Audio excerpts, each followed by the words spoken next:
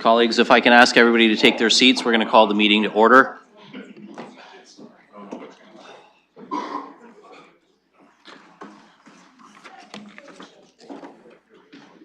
It being 1 p.m., we're going to call the second meeting of the Strategic Priorities and Policy Committee to order.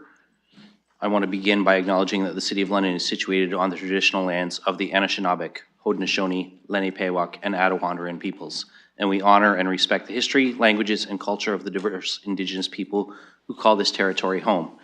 The City of London is currently home to many First Nations, Métis, and Inuit people, and as representatives of the people of the City of London, we are grateful to have the opportunity to work and live in this territory. The City of London is also committed to making every effort to provide alternate formats and communication supports for meetings upon request. And to make a request specific to this meeting, please contact sppc@london.ca or phone 519-661-2489, extension 2425. Colleagues, before we move into our agenda, I just want to acknowledge Councillor Pelosa is joining us remotely today. She's not quite feeling 100%. Councillor Pelosa, I know you're with us online. I want to apologize that the soup today was not potato and bacon, so there will be no delivery after meeting of soup for you.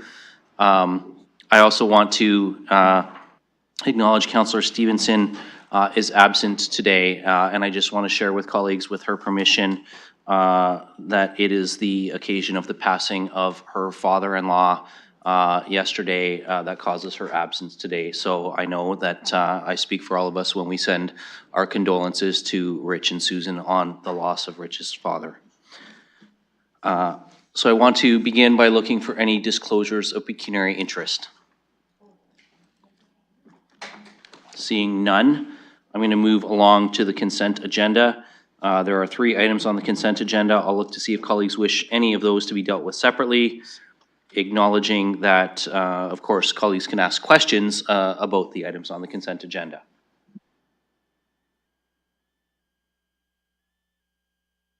Councillor Trossow?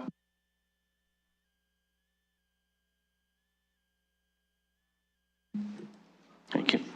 Councillor Trossow wants 2.2 dealt with separately, so we will move that to the end of our items for direction and into deferred matters.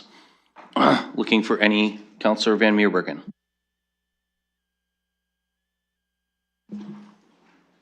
2.1 you want dealt with separately as well? Okay, so we will put that to the end of. Can we just get you to use your mic so that it's recorded and on YouTube? Have to get used to that. Anyway, thank you. We can, it doesn't have to be separate. Okay, yes, and so just again to repeat to colleagues, you can ask questions about anything on the consent agenda. It's only if you want to deal with it separately that you need to pull it. So item 2.2 has been pulled. Do I have a mover to put 2.1 and 2.3 on the floor? Moved by Councillor Cuddy and seconded by Councillor Van Meerbergen. Now we will look to any questions or comments from colleagues on either of those items. Councillor Van Meerbergen. Thank you, Chair. My question regards, I've brought this up before, and that is, it was in the proposal to ban natural gas for the heating of homes in 2030. Is that still the thinking? Is that still the direction that we are taking? If I could ask staff. I know Mr. Stanford is with us, and Ms. Scher, this falls under your area, so if either one of you want to respond to that. Thank you, and through the chair. The item still remains part of our overall action plan, and as you see in the particular report here, it is still an item under review. So there's been no further information brought forward to committee and council at this time, but it will be an item that we'll be reporting on further, and Mr. Mathers may wish to add to that. If not, it is still an item, as I said, that is on our plan, and we'll continue to follow the progress at the provincial government level and the federal government level with this particular item. And Mr. Mathers, did you have anything further to add? Seeing a no there. Councillor Van Meerbergen.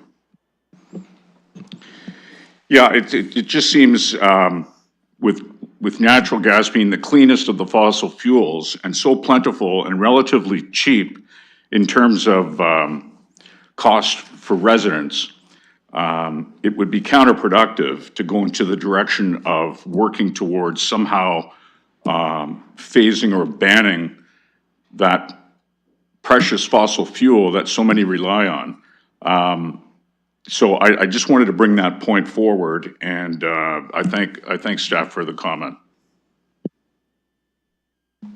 Thank you, Councillor. And I think before we look for any other questions or comments, I'm just going to go back to Mr. Stanford on this. This is in the plan based on a direction that was indicated by a senior level of government, is I think what I heard you said, and I'm just going to seek clarification that that is in fact, it's not something that the City of London is doing unilaterally, but it is following along with a direction from a senior level of government. Mr. Chair, this item was one when we built and brought forward the Climate Emergency Action Plan. We came forward with 200 actions. This was an item that we brought forward and listed under the perspective of bringing forward further information on what one could do in the future to reduce our use of natural gas. It is a fuel that is considered a fossil fuel, and it is an item that alternatives do exist. There's been no further information brought forward on the ability to do so. We continue to track what other municipalities are doing in this field, and most important, what can be done under the building code, what can be done through provincial government regulations and policies, as well as the federal government. So that is why it is there. It was not directed to us by council. It was just one of the areas that if one is going to look at net zero greenhouse gas emissions by 2050, one must look at the burning of all fossil fuels. Okay, thank you. I just wanted to make sure we were clear on that because there was the reference to the provincial and federal government, so I wanted to make sure council had a complete understanding of that. Looking for other questions or comments. Councillor Rahman. Thank you, and through you. So to follow up on that point, I'm just wondering, based on the Ontario government's stance on this issue, whether or not we need to provide direction on what this council believes to be in alignment with the province on that item, or if there's a need for if there's a need for any updates in terms of that matter. My understanding is that newer thinking on this is that we know that there's the potential, if we use the arbitrary date of 2030, that this could lead to blackouts in the province, just based on energy use and consumption if we were to phase out natural gas. So there are some considerations I think that we have to have at the municipal level. And again, when better information and better thinking on these things or changes, I do think there's opportunity for us to review. I'm just wondering what the mechanism is. Is it through these updates or is it through other conversations at committees? Mr. Stanford or Ms. Scher? Mr. Chair, I'll begin. On an item of this importance, we're happy to bring forward further information with our annual progress report. What is before committee today is our update report. Usually we tackle the larger items in time for the progress report, and this would be a very important item to report on because, of course, that will either help or hinder progress on this long journey ahead of us. So at that point in time, we could bring forward the most up-to-date provincial policy and the most up-to-date federal policy on these matters, if that is of assistance to committee and council. Yes, I'm seeing Councillor Rahman nod and indicating that, because the question was further direction from us needed, and you're indicating that updates will come with the second report on this, which is actually the update report rather than the report we're receiving today. So seeing consensus that satisfies the question. Councillor Rahman, did you have a second question there? Thank you, and I'll just share my comments more broadly on the report that's in front of us. First, I want to thank staff for the report that's in front of us. It's a lot of good detail, and I appreciate what has been provided and how multifaceted it is and how it touches on all the different service areas and the things and actions that are being taken. So I love that it's very global and that we're able to see those results and have those reported to us. And I like the way that they're reported, although I'm happy to see that, you know, as we roll it out to the community, there's usually some additional graphics and things that go along with it, which is always helpful to tell the story. So appreciative of what's here. I was happy to see that we're moving forward with conversations with our ABCs as well as part of this direction as a next step. So thank you for this. And I've got Mayor Morgan next on the list. Yes, I'm going to comment on a different item within this group, and that's the update that I provided to council on the service review training related to the agencies, boards, and commissions. First off, I want to say thank you to the almost all boards and commissions who participated in the service review training process, and over 35 representatives of various ABCs did end up contributing, and my understanding is the feedback was very positive, and they were happy with the experience. And I think I want to thank council as well for essentially making the decision to actually pay for and provide the training to our boards and commissions so that they can take advantage of some of the great training that our staff has had in the implementation of our own service review program. So I just wanted to make sure council was updated. I know, there was a point in this process where I brought it forward to SWORG. SWORG approved it, came to committee. We approved it. To close the loop on the training, I just wanted to provide that brief update for you that you see in your package today to say it was well received, it was well attended, and it was appreciated, and now they have that training and can engage in all of that good work in the development of their future budgets and the running of their operations as well. Thank you, Mayor Morgan. I've got Councillor Lehman and then Councillor Hopkins. Councillor Lehman. Thank you, Chair. Bringing back to 2.1 regarding the Climate Emergency Action Plan. Included in that plan is a direction to our ABCs regarding submitting a climate action plan. The first question is, just I want to be clear on the terminology. When you say be requested, through you, Chair, is that something that they must comply with, or is that discretionary that they do not have to comply?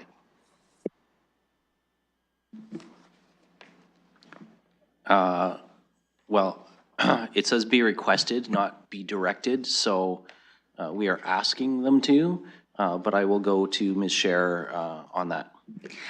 Thank you, Mr. Chair. Yes, it is a request at this point if council wish to provide that direction. Each of the ABCs has slightly different governance models that might require different wording. I will share, though, that the request has gone out informally to let them know that it would be in this report.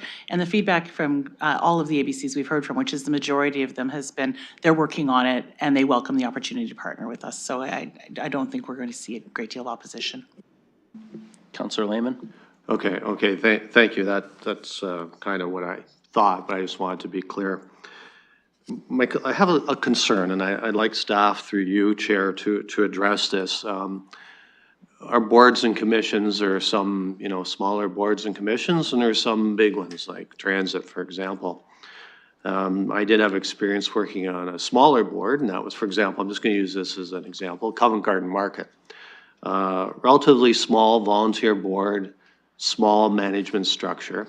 And when I see requirements to bring forth a report that can have, some pretty in-depth time and expense in producing reports, such as a climate action plan, I just want to know how, what are we putting onto these certain boards as far as time commitments, and expense. If they are not able to produce it on their own, will they have to go outside and spend money to assist them with that report preparation? And we know that funding and taxpayers' money is very important to keep an eye on right now. So through you, Chair, I just want to ask the scope of work that's expected by the boards and commissions to staff. Ms. Scher. Thank you, Mr. Chair. I can start, and Mr. Stanford may have something to add. The scope of this response from each ABC will be individual to the scope and scale of the ABC itself. So the large, complex ABCs were already well underway with this. They are using external resources in some cases. Maybe they have fleets or many facilities. And then we've got some very small ABCs, and their response to this might be quite a bit smaller, and we don't expect them to incur additional expense to do the work. In those cases, staff are here to support with them and to work with them to find something that's tailor-made to the degree of their impact as well as the scale of their operations. Councillor Lehman, or did Mr. Stanford, do you want to add to that? Mr. Chair, if I may, because one of the reasons for engaging this way, and our goal will be minimum requirements that they all meet, and that will be actually kept at a very reasonable level. It is to get everyone on the same page and as well to establish the collaboration. When I look at some of our ABCs, some of the expertise needed sits in those ABCs. And in fact, they have a resource to bring to the table. So as we begin to unite and collaborate and cooperate, as we do now, but on this particular area, I see a lot of good things happening. So I believe this will be overall well received and will keep everything in check. And we have allowed 15 months. So we do believe that that is an appropriate time frame as well. Thank you, Mr. Stanford. Councillor Lehman. Okay, thank you. That's good to hear, because I guess what I was worried about is, you know, we've done a lot of work at the city, and to see either duplication of efforts or not, you know, smaller boards not being allowed to just, you know, go with whatever the city has already done. You know, it's, again, I go back to the workload that are on some of these smaller groups. And the fact that, you know, I'm really pleased to hear it's a collaborative effort. So the sum of all is greater than, you know, just one, even including the city. So thank you for that. Councillor Hopkins. Yeah, thank you, Mr. Chair. And just to follow up on Councillor Lehman's comments around this service review training, I'd first of all like to thank the Mayor for giving us this update and for bringing this forward. I'll just sort of speak on behalf of a board that I sit on, which is the Upper Thames Conservation Authority Board. Big board, they had 5 members, and I understand the feedback coming from them. It was helpful regardless, and I really like that collaboration that can happen when we do these reviews. So thank you to staff for making this happen and the work, and thank you to the Mayor for advocating for it as well.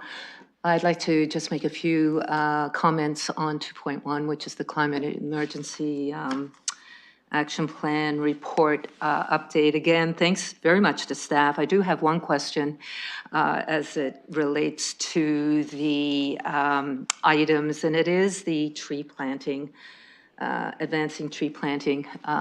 And I understand that further review is required. It's delayed a little bit. If you could give a little bit more information on what that review is looking like at the moment and why we need to do this. I'll start with Ms. Scher and then see if she wants to pass to anyone else on her team. Thank you, Mr. Chair, and I didn't actually bring Mr. Yeoman to this meeting, but I have talked to him about this on a number of occasions. As council knows, we have recently brought forward a proposal to update our urban forest strategy, and you will soon be seeing an update to the tree planting strategy as well. That information will inform the further course of this action as it evolves. Councillor? Yeah, thank you for that. Just a couple comments as we go forward. I do want to acknowledge the work that the city and Upper Thames Conservation Authority has done too with their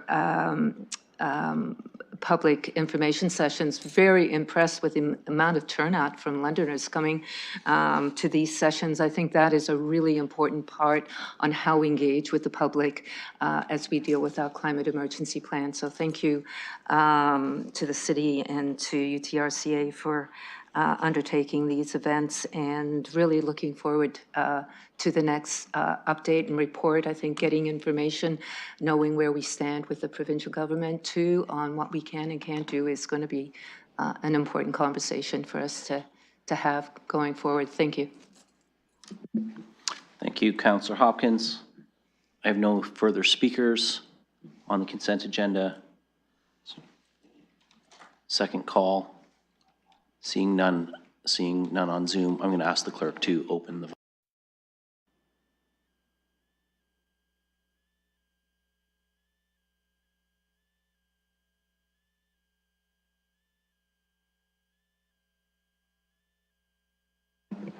Closing the vote, motion carries 14-0. Thank you, colleagues. Moving on, no scheduled items, so that brings us to section 4, items for direction. The first item on the agenda is the first report of the Integrated Transportation Community Advisory Committee. There's an added request for delegation status from Mr. Buckle from the committee. I'm going to look to see if there's members of council who wish to move or second the delegation. Councillor Trussow? We generally have a standing rule that the committees can, without leave, could present their reports here. I don't see any reason why we can't do this, but I just do want to note that this is a standing advisory committee. It's a subcommittee chair. It's not the chair, but they typically would have the ability to make their presentation here. But I don't see him. Is he online? So Counselor, 2 points to that. Yes, he's waiting for us on Zoom. Second, the standing delegation is specific to the chair in the policies and procedure bylaw, which is why we need a motion for the delegate, because it's not the chair of the advisory committee. It is a member of the advisory committee. So looking to see if there's a mover and a seconder for the delegation, Counselor Pribble and Counselor Trussell. So we will open the vote on that.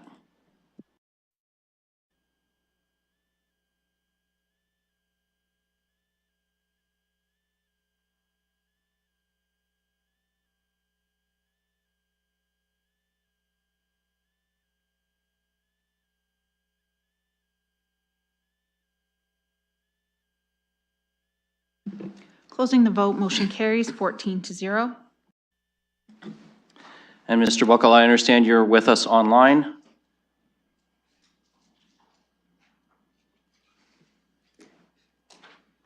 Okay, we can see you now. If you'd like to unmute, you have 5 minutes to speak to your Community Advisory Committee report. I'll give you a flag, just let you know when you've got about 30 seconds left. And you can proceed when you're ready to go. Okay, thank you for this opportunity to address the Strategic Priorities and Policy Committee. My name is Ralph Buchel. I'm the chair of the Mobility Master Plan Subcommittee of the Integrated Transportation Community Advisory Committee. According to the council-approved terms of reference, the mandate of ITCAC is to provide feedback and advice regarding all matters related to transportation. ITCAC members have contributed hundreds of hours of unpaid expert time in studying the MMP reports and presentations and have provided detailed comments, concerns, and recommendations. We feel that our feedback has been largely ignored or discounted to date, and we have never seen a detailed response from the MMP team addressing our concerns. On December 9th, 2024, after 2.5 years of study and consultation, the MMP team released 4 conceptual maps showing proposed road, transit, cycling, and walking projects. There were no details provided about the study and analysis done to arrive at these candidate maps, and similar maps could have been drafted right at the beginning. The supporting slides have statements of general goals and examples, but no details. Our subcommittee reviewed the maps and documents and found none of our previous noted concerns or recommendations were addressed. The public has been invited to comment on these maps and to provide direction on 2 questions. 1, what should we build first? And 2, what do we need to know before implementing? Public input is important, but it should not be the main basis for planning and decision-making. These questions should already have been answered as a result of detailed consultation and study done over the past 2.5 years by professional engineers and planners. If this is where we are after 2.5 years, how is it possible for the MMP team to have a finalized list of projects within a couple of months from now? Our only interest is to ensure that London has a mobility master plan that truly meets its stated goals. The MMP maps, slides, and reports that have been released to date are too conceptual and lacking in detailed analysis to show how these goals will be met. Our concerns have been echoed by other independent expert assessments. Within the next few months, the MMP team will finalize infrastructure projects for approval by council at a cost of, we expect to be hundreds of millions of dollars. Important decisions like this must be supported by thorough and transparent analysis based on data and evidence. Alternatives must be clearly identified and evaluated using clear and measurable criteria to ensure that the best alternatives are chosen to best meet the MMP goals at an affordable cost and within a reasonable timeframe. ITCAC has been scheduled to be dissolved before the final recommendations are made. so we will no longer have a formal channel to provide our feedback. We feel it is important to have independent, informed advice and feedback on the master mobility plan as it is finalized over the next few critical months before the establishment of the proposed mobility and transportation working group. That is all I have to say. Thank you for listening. Thank you, Mr. Buckel. Appreciate you making the time to join us today and filling in for your committee chair. Before I look to any colleagues for questions or comments, I'm going to go to Ms. Scher. There were some comments made about these designs needing to go through professional engineers and some timelines and consultation. Can you provide us, please, perhaps a response in terms of what level of engagement you've had so far, what your team is doing with respect to best practice and those sorts of things? Because language was made like suitable alternatives and things like that. And so I think on something like that, it's important to hear from Civic Administration on what steps you've undertaken to date. Thank you for the opportunity, Mr. Chair. So from the beginning, the Mobility Master Plan has used careful expert analysis to understand the needs of our community, considering factors like growth, income, housing, education, employment, family structure, and social circumstances. It's my opinion that the work advances best municipal practices for long-range multimodal transportation planning. It builds on other good plans from other communities, and I think we're doing things here in London that actually advance that work as well. Our internal team includes well-qualified professional representatives from nearly every service area, providing expertise to the project on financial matters, ecological matters, transportation planning, urban planning and design, anti-racism and oppression, communications. There really are very few areas of the city that are not part of this project because it really is a project about how our city moves and grows over the next almost 30 years. So in addition to 2.5 years of very detailed background work, consultation for the MMP has been extremely rigorous and comprehensive, and it started very early from a foundation of engagement. We've had more than 100 different engagement events ranging from ward meetings and pop-ups to formal PICs to all sorts of drop-in sessions. And we've had 4,000 completed touch points, whether they're online forums or they're forums at meetings from the public, providing feedback to this process. We've had regular discussions with multiple advisory committees, including at CAC over the last 2.5 years. And we actually very much appreciate the ITCAC's input, and it has helped inform and shape our plans that are currently out for feedback. We bring forward methodologies and strategies to advisory committees. The work remains with staff to be done, and the direction and decision-making remains with committee and council. So we are currently seeking feedback from all Londoners on the draft mobility networks. The intent is to take that feedback, finalize recommendations to SPPC in the spring. Continuing with this schedule, though, is extremely important because there's a need for us to be in a position to meet the development charge background studies, which requires us to have this work done by the end of 2025. If there are any questions, Mr. McRae and I are both here, and we're happy to answer them. Thank you, Ms. Scher, just for providing us that additional background. Councillor Lehman, you had your hand up. Thank you, Chair, for recognizing me. Through you, Chair, to staff, in the delegates' comments, it was stated that we have ignored that advisory group's input or recommendations. Can you comment, or can staff comment on that through you, Chair? Mr. Chair, I can certainly start, and Mr. McRae can perhaps provide some additional advice. We are looking for input from a variety of Londoners. We're working with interested parties from the development industry, from different multicultural organizations, and ITCAC is a really important part of that conversation, and they want their voices heard in the work we do. That doesn't necessarily mean every recommendation they provide to staff is going to be something that is implemented in the plan the way that they have recommended it. But they have all been carefully considered, and where appropriate, they are integrated into the plan. Councillor Lehman. Okay, thank you. Yeah, this is a process, and I know staff have been working on this for quite a while. We're not here to make any decisions today. We have extensive public consultations ahead of us. I know personally I'm going to be at Cherry Hills. The staff is putting on a public participation meeting there. I'll be there Thursday. Councillor Rahman and I are hosting our own public participation meeting on the Mass Mobility Plan next week.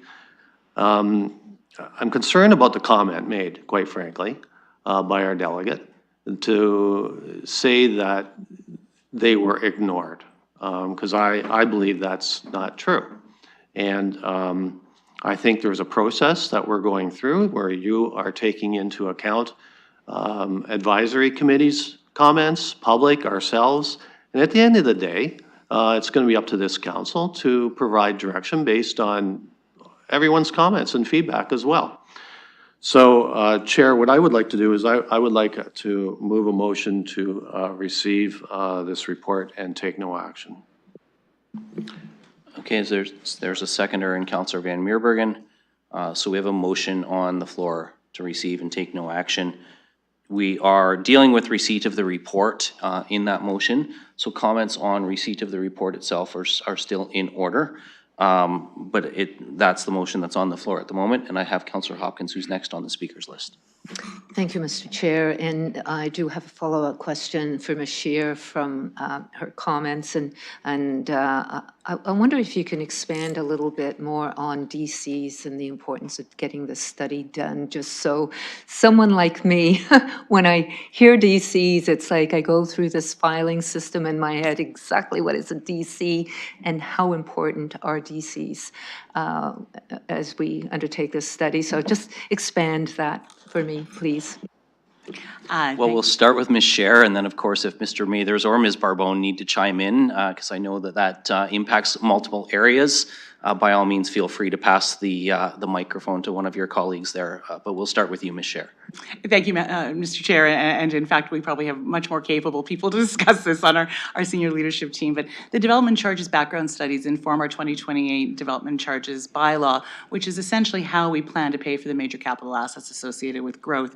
This, the MMP, is the foundation for the transportation background study, and it is going to define how we fund road expansions, transit expansions, additions to the active transportation network through the next DC bylaw that needs to be prepared. And that deadline is 2028 sounds like a long ways away, but maybe Ms. Barbone can expand on the urgency to ensure that we are in a position to be ready for that at the end of the year. And Ms. Barbone, I think the puck was passed up the ice to you, so we'll go to you next. Yes, thank you, through the chair. So working backwards, the January 1st, 2028 is when the next DC bylaw needs to be put in place.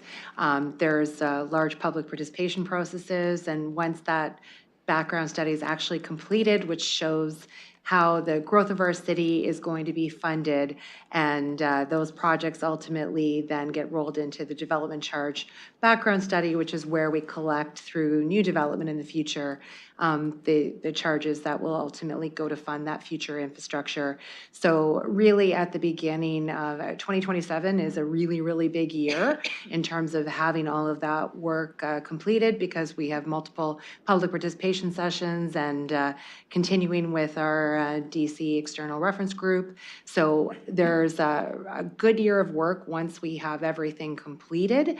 That is where getting all of our stuff ready to go so that the costing and all of those things can be rolled together in 2026 is really, really critical. So there is not a lot of time. It seems like it's very close, but certainly there's a lot to do in a very period of time. So all of the master plan studies get rolled into the work that we do for the costing through the development charges background study. So this is a critical component in terms of setting the stage for then what goes forward to form the basis of our DC background study.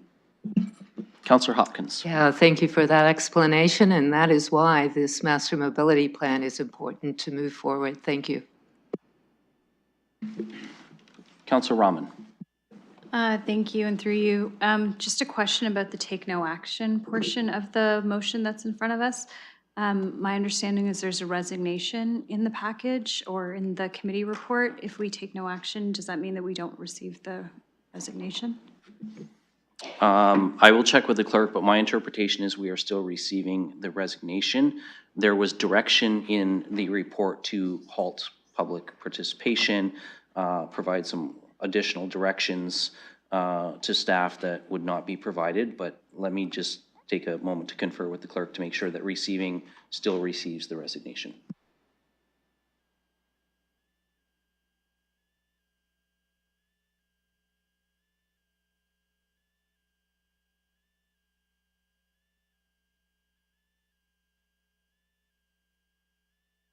Yes, so in consultation with the clerk, we would still be receiving that resignation by receiving the report.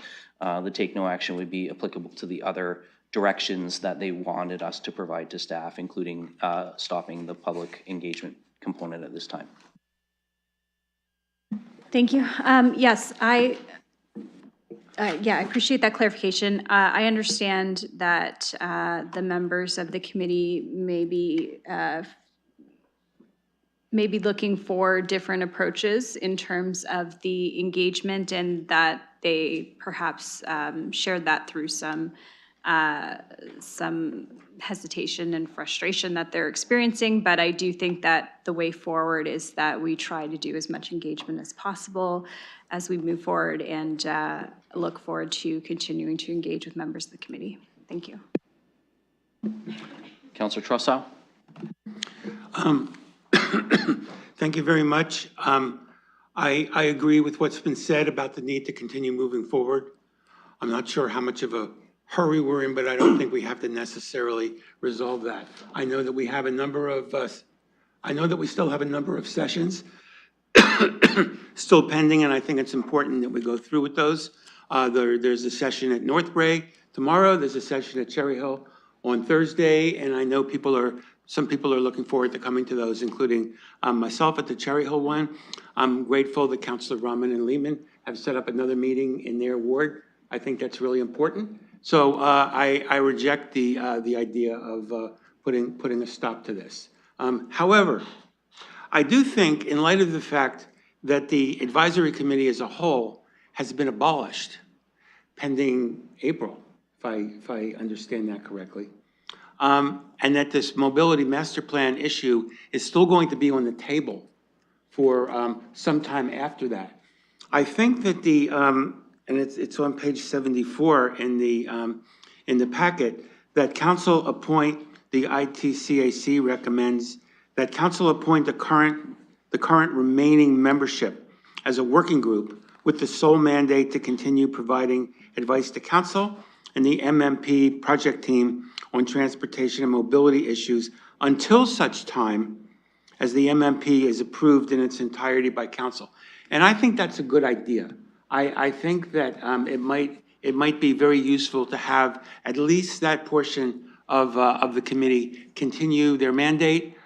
So I would add that as an amendment. I think take no action, I think, is fine in terms of stopping the process. But I would like to add that language, that council appoint all the way down to entirety by council. So, Councillor, I just want to provide you, the clerk has indicated that in his opinion would be contrary, and that you would have to defeat the take no action in order to proceed with that direction. Okay, in that case, I'll just speak to the take no action. We're very close, I think, to making the kinds of progress on this where we can see in the foreseeable future a final or near final report coming to City Council.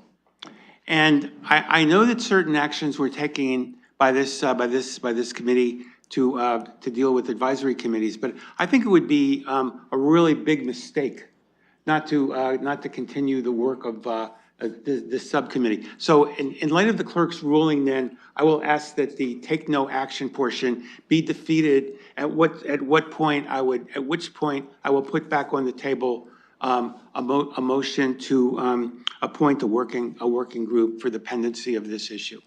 So please vote no on that. And I'll save my other comments till later. Bear with me for just a moment, colleagues, because I'm just consulting with the clerk on that a little further.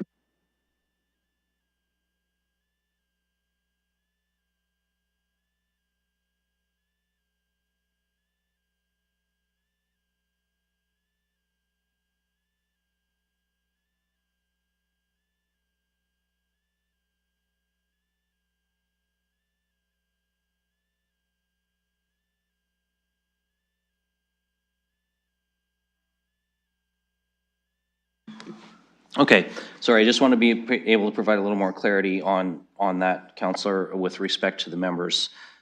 So first, taking no action on appointing the whole of the committee would not prohibit individual members of the committee from being considered for part of the implementation group further. So while it wouldn't preclude any single individual from saying that they're interested in serving on this further, but I also need to draw to colleagues' attention that when the decision was made with respect to moving to an implementation working group, that it is civic administration that constitutes the working group. It's not appointments of council.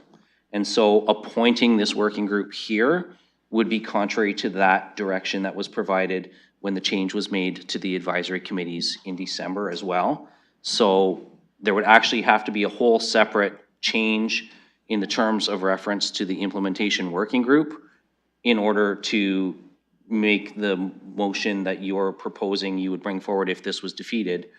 It would still be contrary to the terms of reference previously. So I would suggest that that would probably need to be brought forward at a future meeting, because unless you have specific language around terms of reference changes today, not that it couldn't be brought forward independently, because it could, but I'm not sure that we would have the means to do that today. Thank you for that. I don't think we need, through the chair, I don't think we need any changes to the terms of reference, because we already have terms of reference actually on the face of this packet that can be incorporated. I want to make it clear, though, that the working group, whatever you want to call it, under whose auspices it is, will deal with solely the master mobility plan, which I think does streamline the process a little bit. And without, if I understand the dissolution of the advisory committee, it's not until April. So between now and April, this subcommittee can continue working as the subcommittee that they are. And presumably based on what you and the clerk just advised us, we'd be able to come forward with some additional language, presumably to the Civic Works Committee, or would that go to SPC? I don't know, but we would have time between now and April to set that working group up. My goal here, without getting involved in too many procedural hoops, is to make sure that we have continuity in the group of people who have been working on this. And that group includes people with a lot of expertise. And I want to make sure that we continue to have the benefit of that. In other words, I don't want a gap. I don't want a gap between when this advisory committee is abolished and when this working group or implementation group or whatever you want to call it gets started, because we need that input. But I do want to continue to ask councilors to vote down and take no further action, because I think that is inimical to the other things I'm talking about. Does that make sense? It did to me. I would say that with respect to what committee that would land at, that would be a conversation to have with the clerk offline. But yes, the current committee continues to exist until April of 2025. So that is correct. And so there are a couple of months still before that dissolution takes place. And then there's the constitution of the implementation working group. I would have to check with staff on when that is scheduled to begin. But Ms. Scher, you indicated you had some information to share with us, so I'll go to you. Thank you, Mr. Chair. I believe the direction to staff was that we would have that group constituted by Q3. Staff is confident we can do that towards early summers, so any gap would be extremely minimal. I think that we're in a position that the ITCAT could continue in the role it has well into April, and then we'd be in a position very shortly thereafter to start with the new implementation working group that will be constituted and reporting through staff. Thank you. So that hopefully addresses your concern about the gap there, Councillor. It does for now. And looking for further speakers. Sorry, I have Councillor Ferreira next, and then I'll come to you, Councillor Pribble. Councillor Ferreira. Thank you, Chair.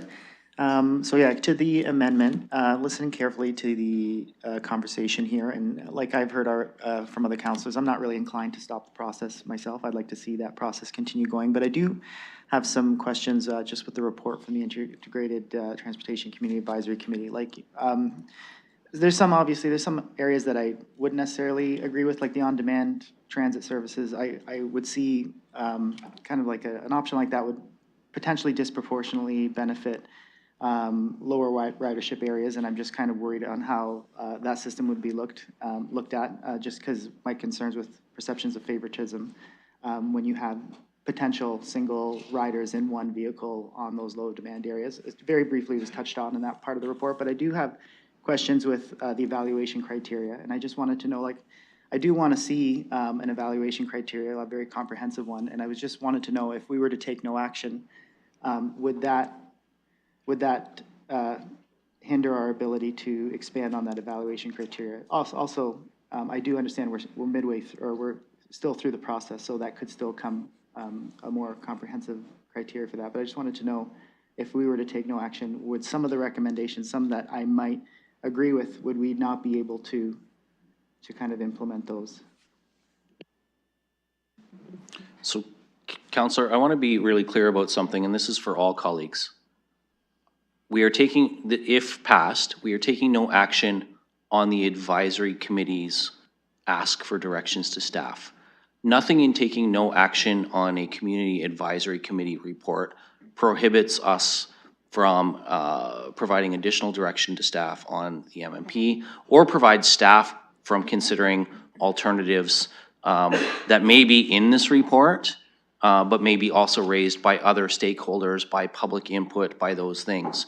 This is simply, if you take no action on this, it is on the very specific directions ITAC is asking us to direct staff on, not on this particular report. It does not prohibit staff from bringing forward anything in the MMP that meets their criteria, based on their evaluations, based on the public input, all of those things. So I just want to be really clear that we're on a community advisory committee report here, not on the MMP itself. I am, however, going to go to Ms. Scher and or Mr. McCray, because I saw the two of you conferring there to see if you had additional feedback that you wanted to provide the councillor on that. Thank you, Mr. Chair. And actually, I was going to raise the same point you have, that we would consider the take no action as related to the pause and the extension of this advisory committee. The content of the report will still be considered as we formulate our final recommendations to council. We expect to be here in the spring with the recommendations on the map, and then in the summer with the comprehensive plan and totems. So it's not as though the report that's been provided to us ceases to exist. It's simply those two recommendations related to extending the term and to pausing the work. Councillor Ferreira? Thank you, Chair. That answers my question directly. I appreciate that. It was just, like I said, there's some items in there that I did have interest. I just want to make sure that we don't preclude those in the future. But yeah, with the recommendations, I guess a take no action for the recommendations specifically, I would be inclined to at the moment. Thank you, Councillor. We've got Councillor Pelosa, and then Councillor Pribble, and then I'll come back to Councillor Trussow. Councillor Pelosa, you had your hand up online, so I'm going to go to you, and then we have Councillor Pribble. Perfect. Thank you, Mr. Chair. A question through you to staff, likely the clerk. Realizing this ITAC's term ends March 31st, 2025, and we heard from Ms. Scher that the study won't be done to the end of 2025. Looking to see if procedurally it would be easier to extend that term of the working group versus striking or if it's easier to extend the term of the advisory committee versus striking a completely new working group. So, Councillor Pelosa, striking a new working group has already been approved by council. Okay, and that was the extension that Ms. Scher was talking about? Okay, I'm good. Thank you. Councillor Pribble. Thank you. And as I regularly attend the ITCAC meeting, I want to thank Mr. Buchel and all the other members because they certainly care in their input. It is very valuable. Having said that, I do think that actually this proposal that came last year from two of our colleagues in terms of the working group, I really think that there's an opportunity to be more effective and efficient with the information and move us forward. And also this specifically states with representation from the residents. And I certainly hope that the current members of ITCAC will apply for those positions for the representations from the residents. I will be supporting to receive but take no actions and for us to move forward with MMP plan as it is crucial for us. Thank you. Thank you, Councillor Pribble. Councillor Trussow. Just very briefly, I do want to disagree with Councillor through the chair. I'd like to respectfully disagree with Councillor Ferreira. and also Counselor Pribble in terms of the take no action. I think it does send, if we include that language, take no action, technically, maybe you're right, but I think it sends the wrong signal to the community. And I want to send a signal to the community that is very explicit, that we have valued the work of this subcommittee and this advisory committee, notwithstanding the fact that we've abolished them as of April. And I just don't think that the language "take no further action" adds anything, and I think it does create a bit of ambiguity. So I would like people to vote that down. I don't think it really, in the end, changes the what we're anticipating here in terms of an implementation group, but it really is. I think we have to be very careful about the signal that we're sending to the community about our value of citizen volunteers on our committees, because I don't, in all due respect, and I'm going to say this, I don't think it's been good, and I think that a number of people are upset about it. Counselor, you're at your time. I'm done. Counselor Hopkins, you've only used 48 seconds, so you've got lots of time. Go ahead. Yay, thank you, Mr. Chair. Just following up on the take no action, I just want to make sure I understand that relates only to the items here on the report. And I do agree with Councillor Trousseau, the importance of, the community trusting us for that engagement. So I want to make sure there is nothing, if you support take no action, there is nothing stopping us, these members from the advisory group, or even ourselves, of going forward onto the implementation working group. I just want to understand that process going forward. I really do think it's important that we do allow the public, if they're interested, and in particular members from this advisory group, to participate in the implementation working group. So if I can have a better understanding on the process going forward, if we take no action. I think Ms. Scher's answered that once already, but I'll go back to Ms. Scher. Thank you, Mr. Chair. So staff have been directed to create and constitute an implementation working group reporting to staff by Q3. We are in the process of defining what that may look like. We'll be working with clerks and with our colleagues in the City Solicitor's Office to define the best way to do so. At this point, I don't have the details as to how we would pick representation for that working group, noting that it is strictly focused on implementation and it is a resource to staff. Councillor Hopkins.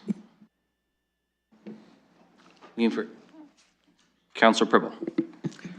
I understand that take no action might not seem the nicest in terms of the potential what Councillor Trousseau said respecting the group, but I see a different way in terms of number one thing is for us the request from ITCAC to put things on hold. We are not in a position with all our initiatives to put this on hold. We need to move forward and we need to find the ways how this group and other residents will be involved, which we are doing, and I think we are on the right track and we need to keep moving forward. So again, Mr. Buechel and ITCAC, please don't take it in disrespectful way, no action, but we need to move forward. Thank you. Thank you, Councillor Pribble. Just going to ask councillors not to engage in cross debate when a councillor is on the mic, please. Any other speakers before we call the vote? Seeing none, then I'm going to ask the clerk to open the vote. Councillor, it's receive and take no action. It's not separable. If this is defeated, then we would still receive.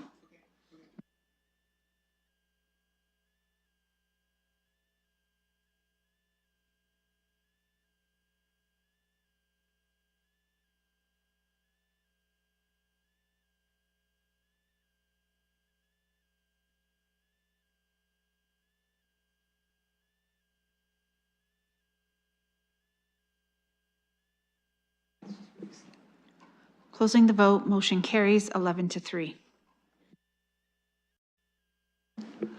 Okay, colleagues, moving on in our items for direction. Our next item is 4.2, Covent Garden Market Board Member Resignation.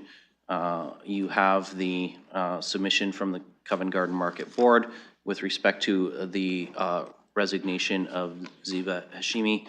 There's a need to fill that. This is a request to have the clerks undertake the necessary steps to bring forward names for our consideration to fill that vacancy. I'm going to look to see if there's a mover and a seconder for that, and I see Councillor Hillier and Councillor Ferreira. Looking for any discussion. Seeing none, then I will ask the clerk to open the vote.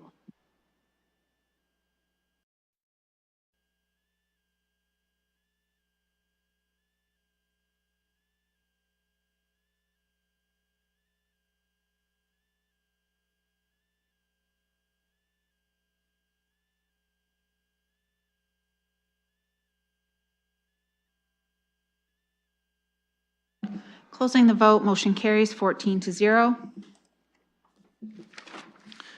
Colleagues, moving on, item 4.3 is the Eldon House Board of Directors change of governance structure request. Again, you have the submission from Eldon House in your package.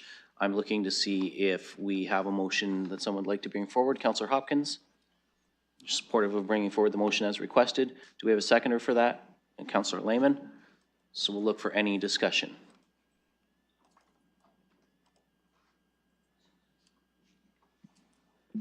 Councillor Hopkins.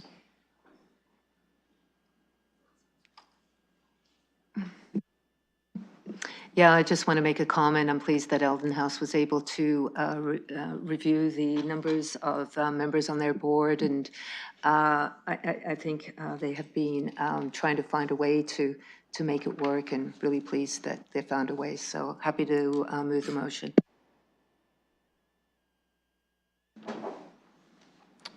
Seeing no other speakers, just going to double check with the motion that we have here.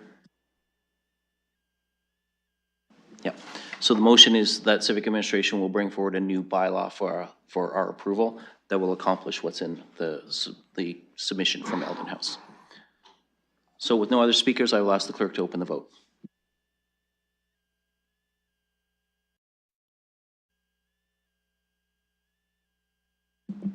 Closing the vote, motion carries 14-0. And moving on, our next item for direction 4.4, confirmation of the appointment to the Hamilton Road BIA. Again, you have the correspondence from the Hamilton Road BIA in your package. We'll look to see, I'll look to the ward councillor to see if there's a mover for that. Moved by Councillor McAllister, is there a seconder in Councillor Cuddy? And we'll look for any discussion on this. Councillor McAllister. Thank you. Through the chair, I just want to pass along my thanks to past, present, and future board members for their service and working towards improving this area of the city. So thank you.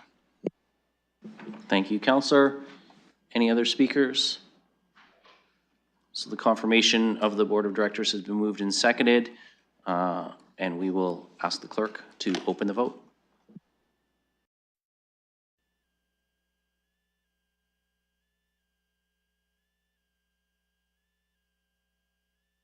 Closing the vote, that motion carries 14-0. Okay, colleagues, moving on, we have from our deferred matters 2.2 from the consent agenda earlier, the London Transit Commission review and recommended approach. Councillor Trussow, you did ask for this to be pulled and dealt with separately, so I will go to you for any questions, comments, any direction you want to provide. Yes, thank you very much, and through you, the chair. I just wanted to pull this because I think this is an important milestone in this council's relationship with LTC, and I thought it should just be pulled out just for a few comments, even though I don't have any reason to want to vote against this. I do have a few questions though, and that is the scope of the review. I think that this report covers the real high-level, big-ticket items in terms of operations. The question I do have is, to what extent would this review also cover what I will call ancillary operations, which would include things like ad revenue and situations where the commission is not making decisions itself, but it's delegating to different commercial entities things like taking in ads. My understanding is that there are currently 3 different companies who deal with different parts of the ad policy. And I'm wondering, number one, if that could be 2 questions about that. Number one, could that be streamlined? Do we really need separate entities dealing with the outside of the bus, the inside of the bus, and the outside stations? Or could that be done more expeditiously by one group? And I don't have the answer to that. I just want to make sure that when we look at this entire package, that that's considered. Now, the next one's a little bit more difficult. We maybe go to staff on that.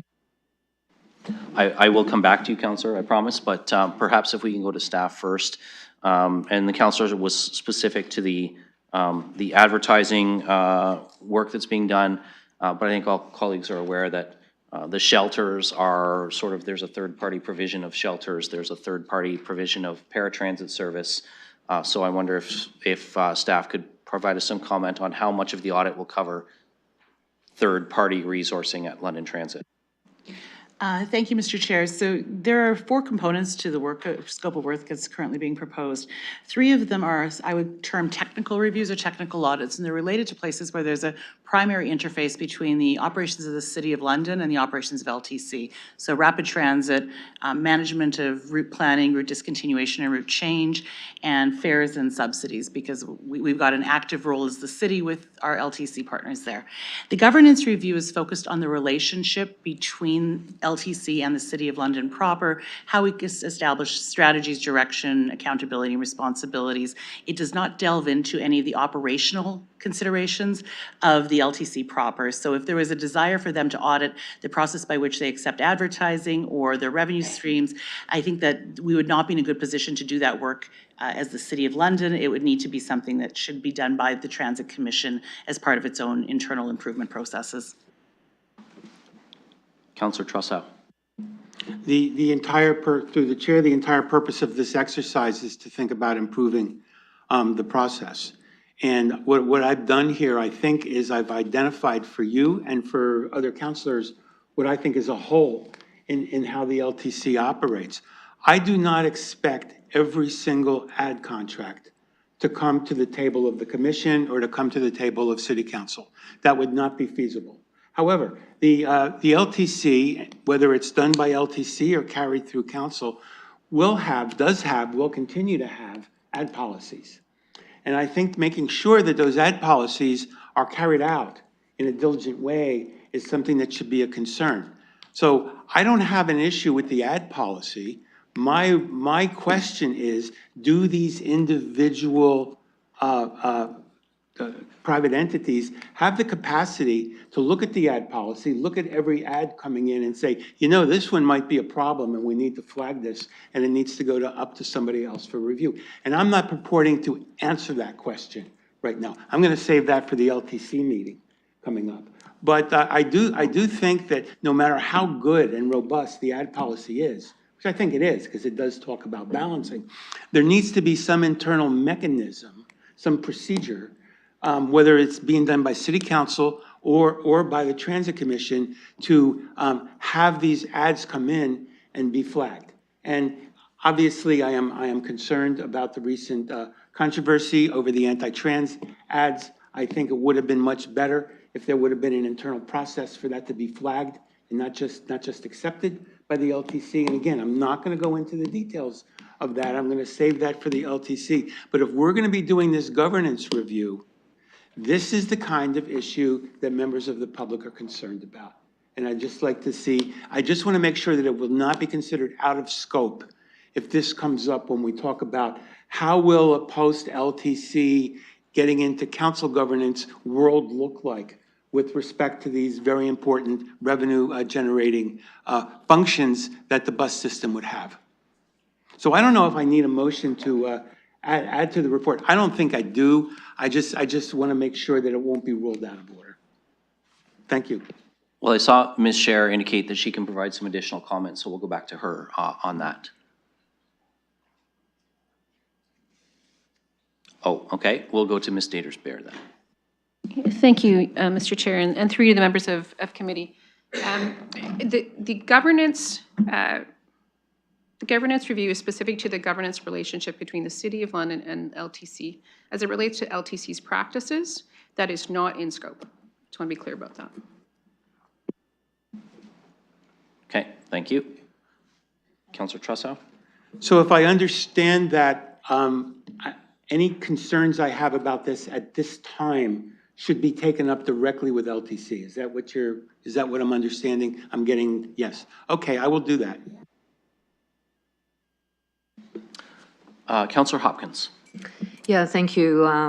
I just want to thank staff for the report and really pleased that as we go forward with the scope of the work, that the LTC will be part of that steering committee. So glad to see that they're going to be an important part of that.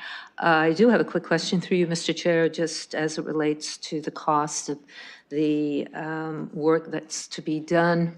Want to make sure that we, the city, are paying for that and that there is funding available to take care of the 300,000 costs approximately. Really pleased that we've got the staff there to do it, but just want to make sure we've got a place to get the money from.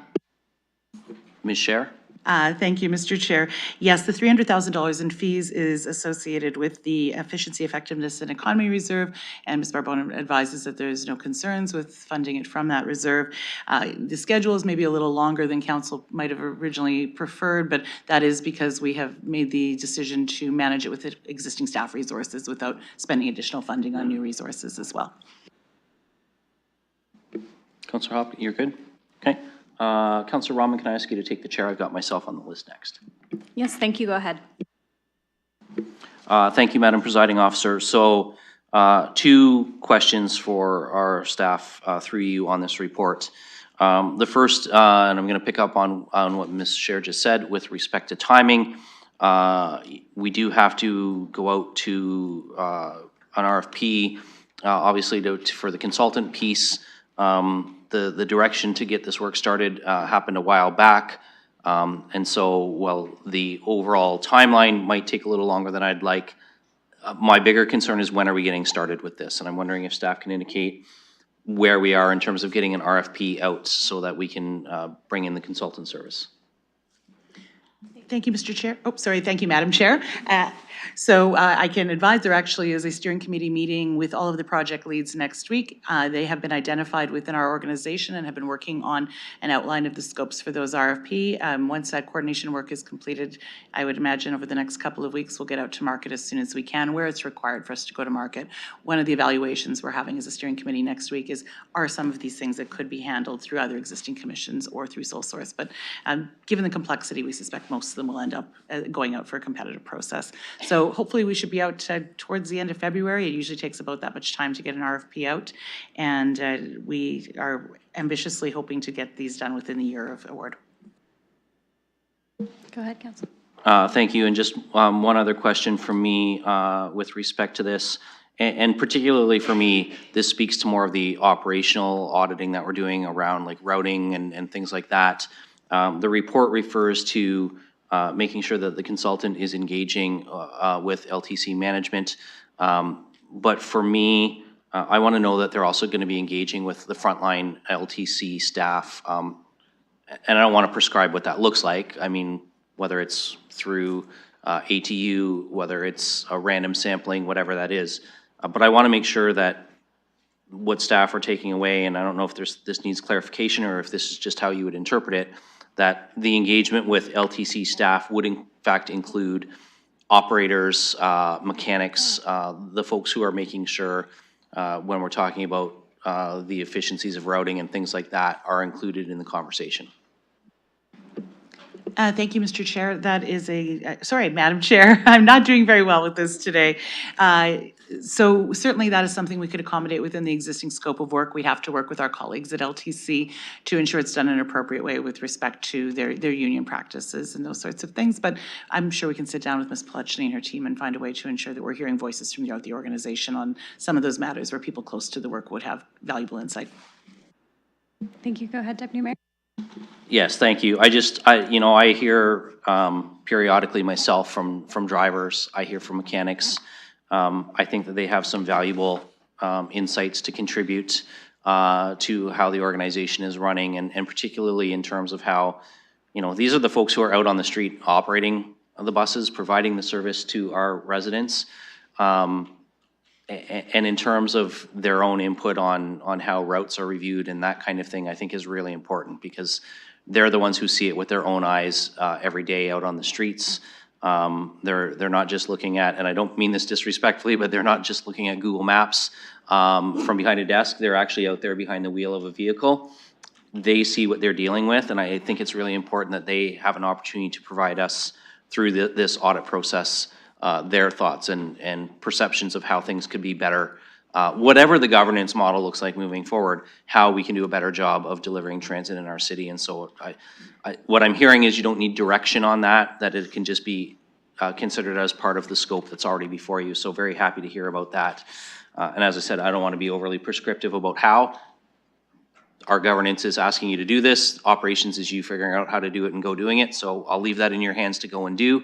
And I know that you'll certainly be respectful of the ATU process as well, and making sure that the union is part of that discussion as well. So thank you for that. That's all my questions. Obviously, I'd like to be talking about the results of our audit, but I understand these things take time. So I'm just glad that we can get this RFP out in probably late February and have a report back sometime early in Q1 of 2026 on this. So thank you. Thank you. Returning the chair to you with Councillor Pribble on the list. Thank you, Madam Chair, and I'll just pull up my speakers list. And Councillor Pribble, if you would like to go ahead. Thank you. And through the chair to the staff, I have two questions. The first one is, in terms of the scope of the work, it says the interviews will be done with the council member and selected city and LTC staff. Did we consider also the other members of the commission, or if there's a reason, if we do not have a reason not to include them, can we include them? Thank you. Ms. Scher. Thank you, Mr. Chair. My apologies if that was unclear. The intent as we were scoping this with our team is that any member of council or the LTC commission members who wishes to participate in the governance in the interviews, we would provide that opportunity. Councillor. Perfect, thank you. And the second one is, which was actually answered, but portion of it, that the first meeting will be taking place next week, and that meeting next week will be also already including the general manager of LTC?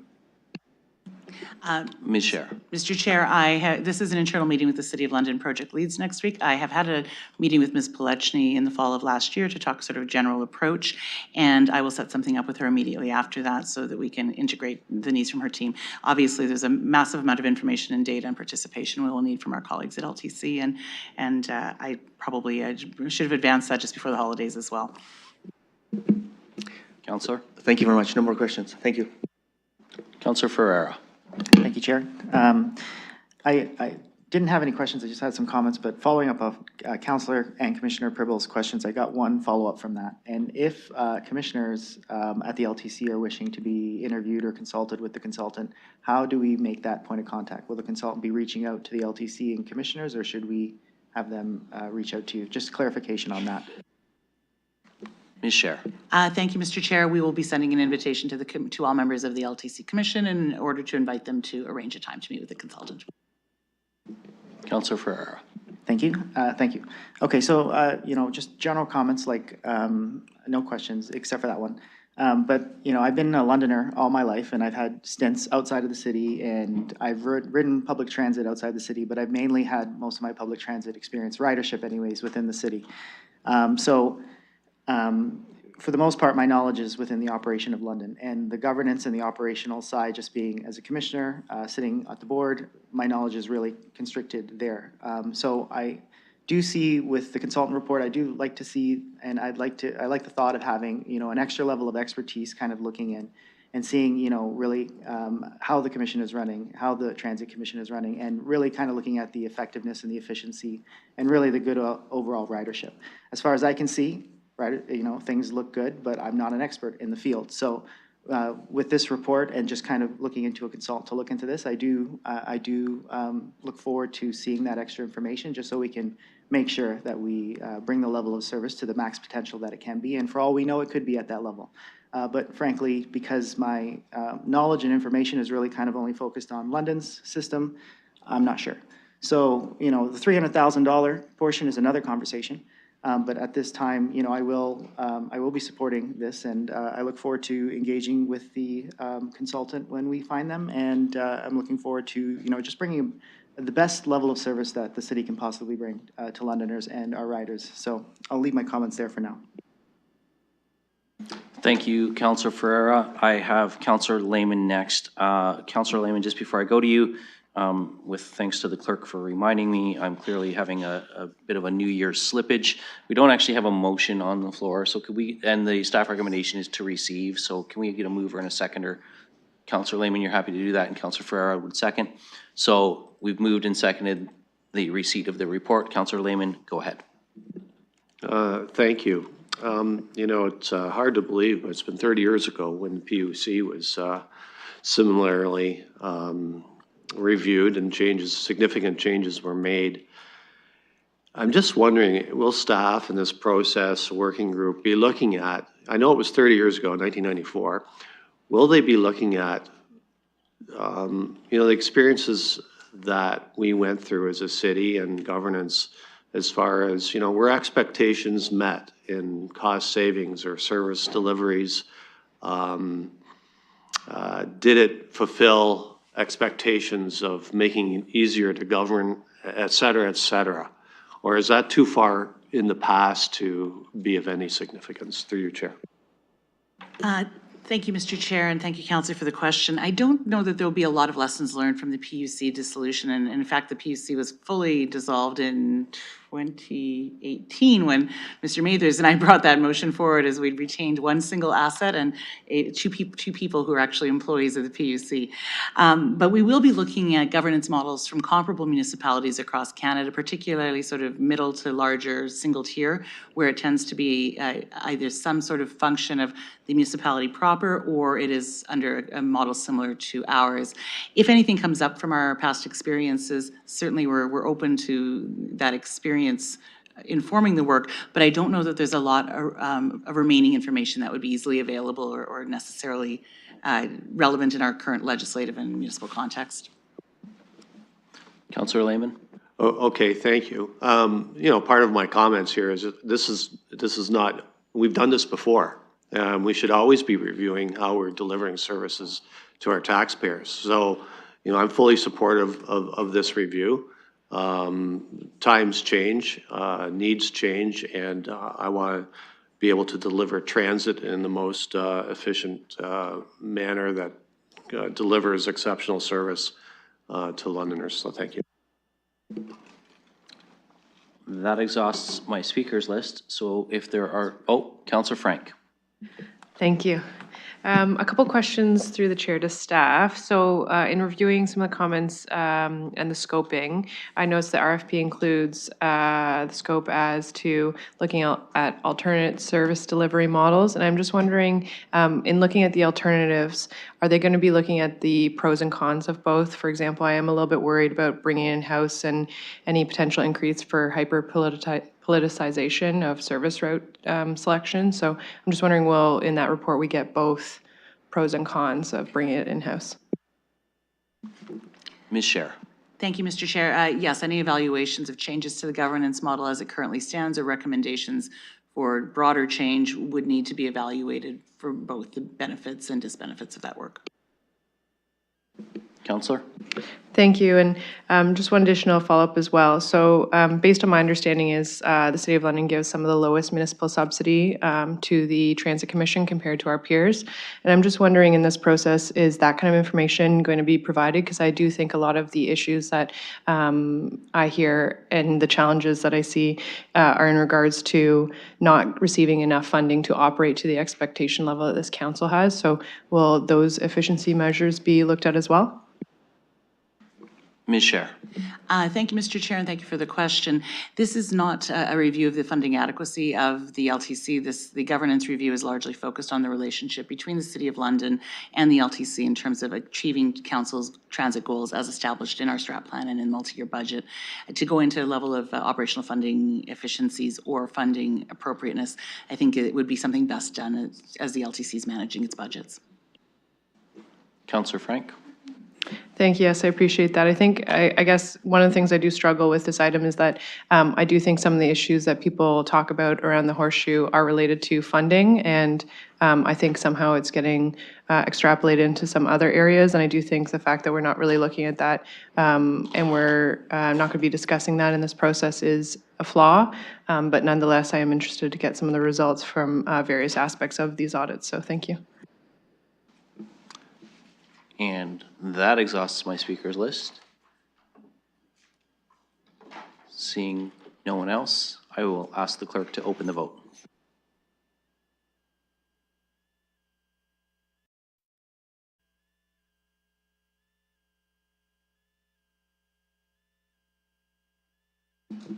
Closing the vote, motion carries 14-0. Thank you, colleagues. That concludes our public agenda. We have one item of in camera. So I will need a motion to go in camera for personnel matters identifiable individual as the reason for going in camera. Moved by Councillor Cuddy and seconded by Councillor Van Meerbergen. And I will ask the clerk to open the vote on that.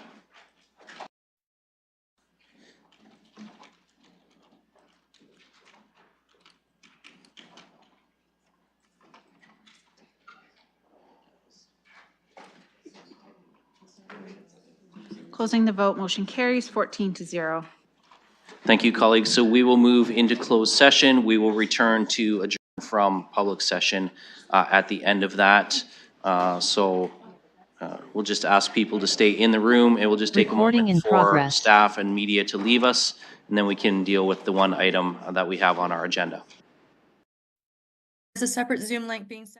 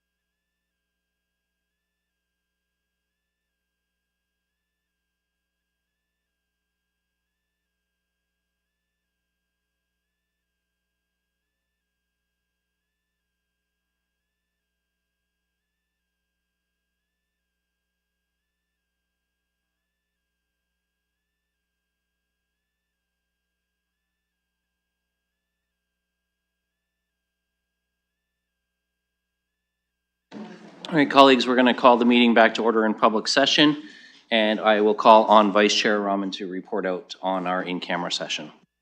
Thank you, and through you, I'm happy to report out that we made progress on the items of which we went in camera. Thank you, and with that, I will look for a motion to adjourn. Moved by Councillor Frank, seconded by Councillor Cuddy. And we can do that by hand. All those in favor?